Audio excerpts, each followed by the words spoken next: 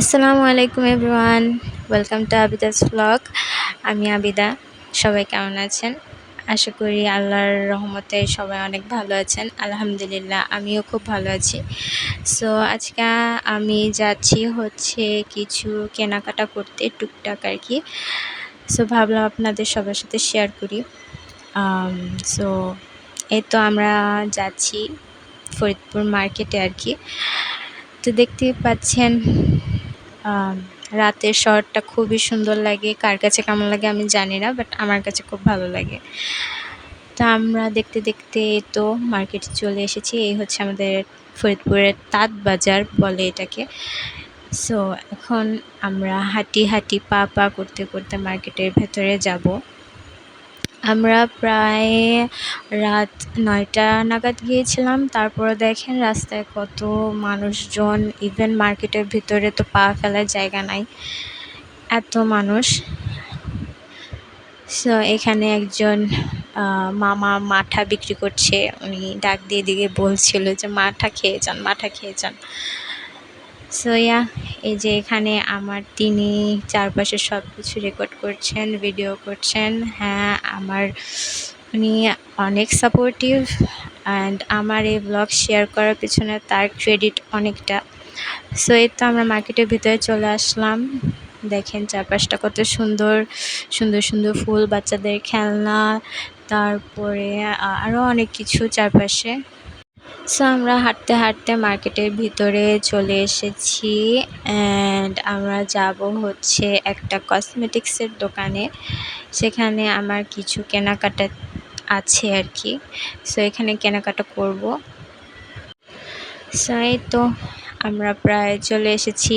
পাশে দেখেন কত সুন্দর সুন্দর দোকানে অনেক কিছু রয়েছে। সো এই যে আমরা চলে এসেছি আমাদের গন্তব্যস্থলে।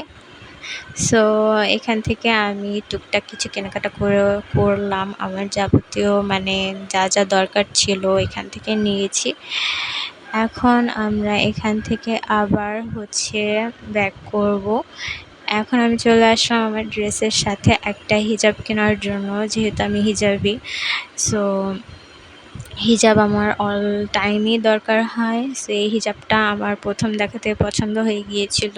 সো আমি এই হিজাবটাই কিনেছিলাম আর কি। এখানে ভাইয়াটা আমার হিজাবটা প্যাক করে দিচ্ছেন, অ্যান্ড আমি এখানে দাঁড়িয়ে আছি। সো হিজাব কেনা শেষে আমরা আবার একটু মার্কেটের ভিতরে ঘোরাঘুরি করলাম, দেখলাম আশেপাশের পরিবেশটা।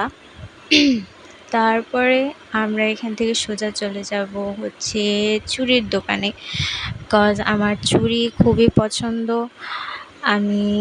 আমার প্রত্যেকটা ড্রেসের সাথে আমার এক জোড়া করে চুড়ি আছে, একদম ম্যাচিং। আমি চুড়ি পরতে খুবই ভালোবাসি, আর সেটা যদি হয় কাচের চুড়ি তাহলে তো কথাই নেই। আমার কাচের চুড়ি খুবই পছন্দ।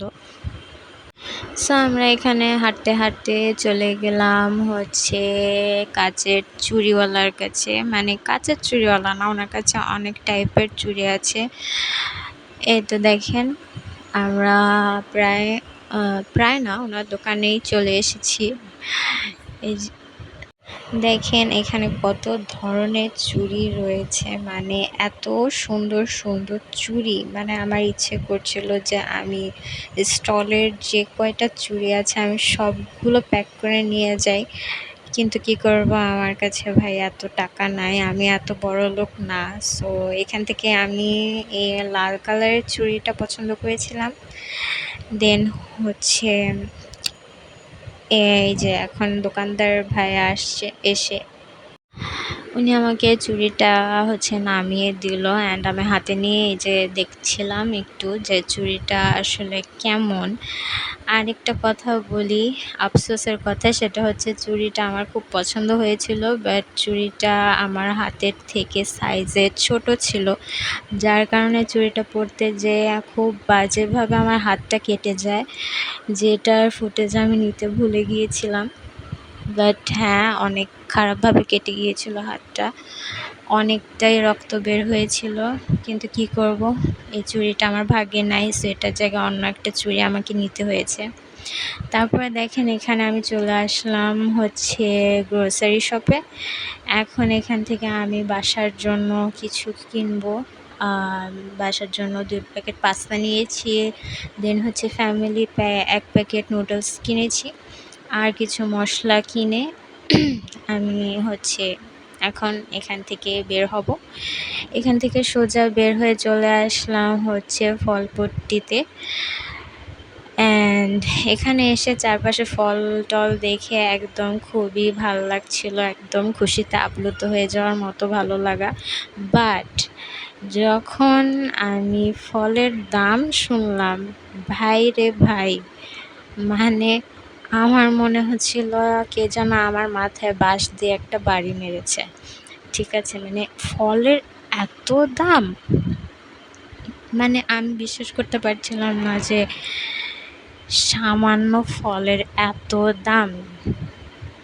যাই হোক, এখন এখান থেকে হচ্ছে আমি আঙ্কেলকে বললাম যে আঙ্কেল আমাকে 1 কেজি বেদানা দেন, আর হচ্ছে 1 কেজি মালটা আমাকে প্যাক করে দেন। এর মাঝখানে পাশে দেখেন এক ছোট ভাইয়া এসে ব্যাগরা বাঁধালো। তার নাকি কি বলে কমলা চাই।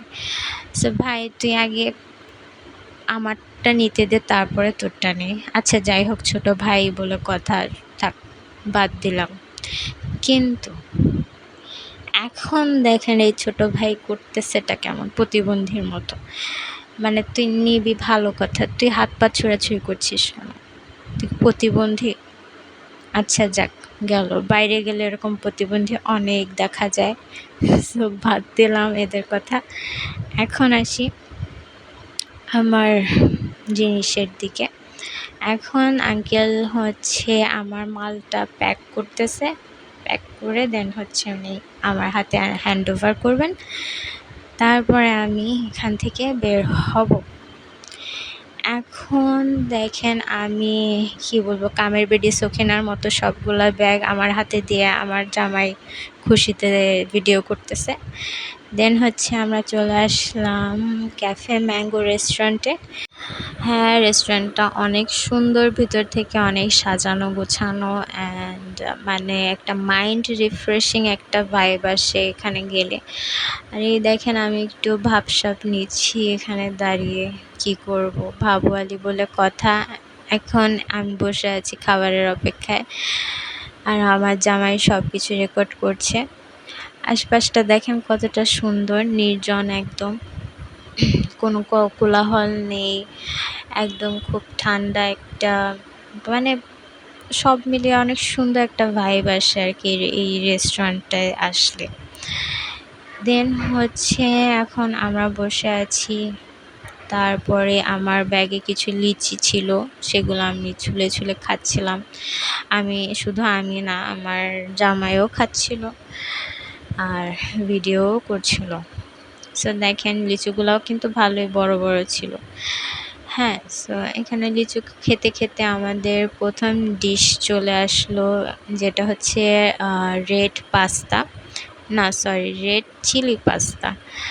সো এখানে আমি এটা টেস্ট করছিলাম যে এটা খেতে কেমন হবে, বাট এটা অনেকটা গরম ছিল, যার কারণে এটা আমার ফুদে ঠান্ডা করে খেতে হয়েছে। যাই হোক, সব মিলিয়ে আমার কাছে মোটামুটি পাস্তাটা ভালোই লেগেছে, খারাপ না।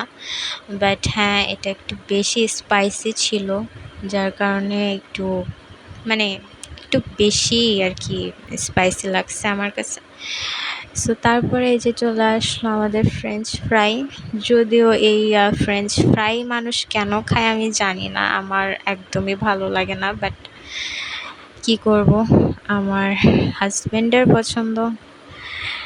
সো আমি ফার্স্টে হচ্ছে মেয়োনিজ দিয়ে একটু ট্রাই করলাম, দেখলাম যে না, খারাপ না, মোটামুটি ভালোই লাগছে খেতে।